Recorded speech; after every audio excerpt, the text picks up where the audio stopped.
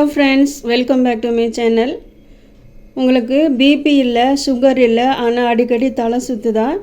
அடிக்கடி தலை சுற்றுது அப்படின்னா பித்தம் கூட இருக்கலாம் உடம்புல இருக்கிற பித்தத்தை போக்குறதுக்கு ஒரு சூப்பரான ஒரு ரெமெடி.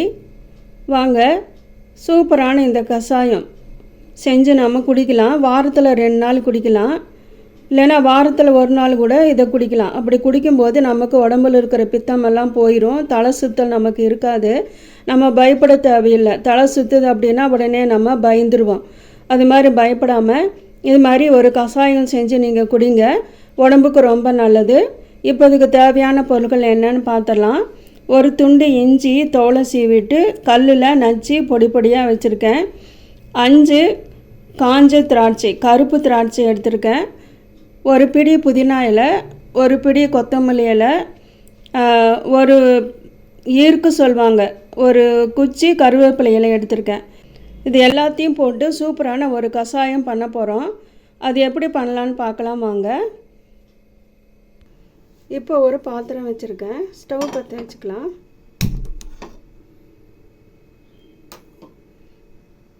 ஸ்டவ் பற்ற வச்சாச்சு. நான் இப்போ போடுற கஷாயம் ஒருத்தர் குடிக்கிற அளவுக்கு போடுறேன். 100 ml தண்ணி, நான் அளந்து தான் 100 ml எடுத்திருக்கேன். 2 பேர் குடிக்கணும் அப்படின்னா நீங்கள் 200 ml எடுத்துக்கலாம். இப்போ 100 ml தண்ணி இதில் ஊற்றிடலாம்.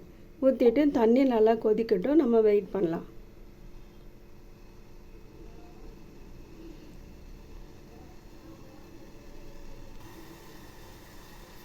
தண்ணி நல்லா கொதிக்க பாருங்கள். உங்களுக்கு பாத்திரம் வெள்ளை கலராக இருக்கிறதுனால தெரியாமல் இருக்கும். தண்ணி ஆனால் கொதிக்குது.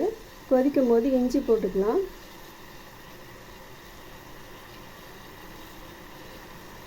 புதினா இலை, அப்புறமா கொத்தமல்லி இலை போட்டுக்கலாம். ஒருத்தர் குடிக்கிற அளவுக்கு செய்கிறதுனால கொஞ்சமாக நான் செய்கிறேன். நீங்கள் இப்போ 2 பேருக்கு போடுறீங்க, 3 பேர்த்துக்கு போடுறீங்க அப்படின்னா 2 பேர்த்துக்கு 200 ml, 3 பேர்த்துக்கு 300 ml, அது மாதிரி நீங்கள் எடுத்துக்கணும். இப்போது கருப்பு திராட்சை போட்டுக்கலாம். போட்டாச்சு, எல்லாமே போட்டாச்சு. புதினா, கொத்தமல்லி, கருவேப்பிலை, இஞ்சி, காஞ்ச திராட்சை போட்டாச்சு.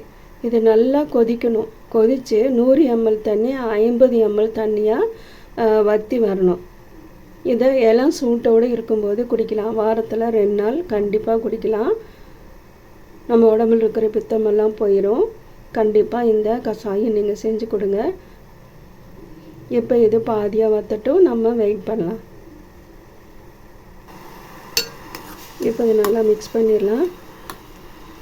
இந்த கஷாயம் கசப்பாக தான் இருக்கும், இருந்தாலும் நம்ம மருந்து மாதிரி நினச்சி குடிச்சிடணும்.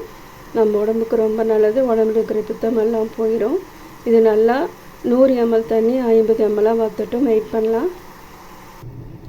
இந்த கஷாயம் ஒரு சித்தா டாக்டர் சொன்ன ஒரு கஷாயம். என் ஃப்ரெண்டுக்கு இது மாதிரி தான் இருந்தது. ஃப்ரெண்டுக்கிட்ட பேசிகிட்டு இருக்கும்போது இது மாதிரி எனக்கு இது மாதிரி தான் இருந்தது அப்படின்னு சொல்லி என்கிட்ட சொன்னாங்க. சரி, அதை அப்படியே ஒரு வீடியோவை போட்டு உங்களுக்கெல்லாம் சொல்லலாம் அப்படின்ட்டு தான் இந்த வீடியோவை நான் அதை போடுறேன். கண்டிப்பாக இந்த கஷாயம் நீங்கள் செஞ்சு குடிங்க. ஃப்ரெண்ட்ஸ் பாருங்கள், நல்லா கொதித்து நான் எவ்வளோ தண்ணி ஊற்றிருந்தனோ அதோ பாதி அளவு வந்துருச்சு பாருங்கள். இப்போ நம்ம ஸ்டவ் ஆஃப் பண்ணிவிட்டு ஒரு வடிகட்டி வச்சு நம்ம வடிகட்டிடலாம்.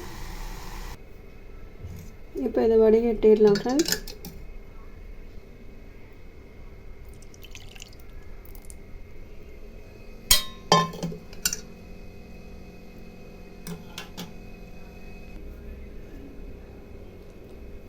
பாருங்கள், ஊற்றியாச்சு.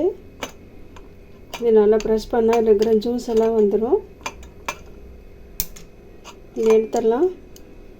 அவ்வளோதான் பாருங்கள், சூப்பரான கஷாயம் ரெடி ஆயிடுச்சு.